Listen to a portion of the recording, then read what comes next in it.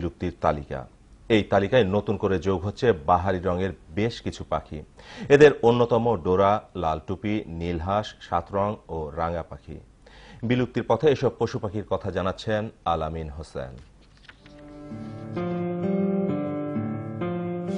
আমাদের অজানায় রয়েছে অনেক বিলুপ্তির ইতিহাস।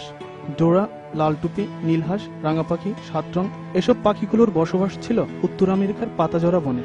বিভিন্ন রঙের রাঙা এই পাখিগুলোর কোনোটি ছিল লালচে ঠোঁট, নীল পা আর মধুর কলকাকলি।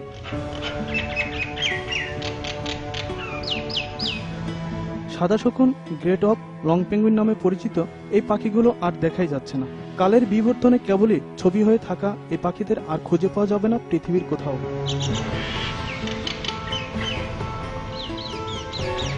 মানুষের হিংস্রতার কাছে হার মেনে চিরতরে হারিয়ে গেছে আফ্রিকা মহাদেশের বেশ কিছু মাংসাশী প্রাণী। ক্যাস্পিয়ান টাইগার, রাজ শকুন, হাড়গিলা, লজ্জাপতি বানর, বনবিড়াল সহ নানা প্রজাতির হরিণ সবই এখন ইতিহাস।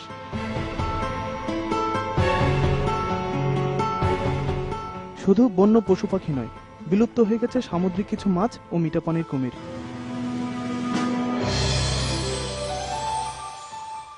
এরই মধ্যে বাংলাদেশের বন জঙ্গল থেকে হারিয়ে গেছে পরিচিত অনেক পাখি। 2 দশক আগেও যাদের দেখা মিলত বিভিন্ন বন জঙ্গলে, মানুষের হিংস্রতার কারণে সেসব পাখি এখন শুধুই ছবির ফ্রেমে।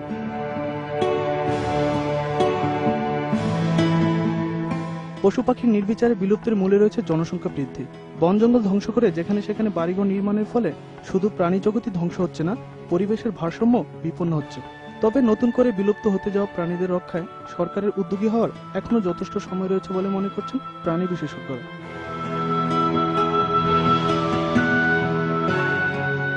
আল আমিন হোসেন, মোহনা সংবাদ। সংবাদ শেষ করার আগে শিরোনামগুলো আরও একবার।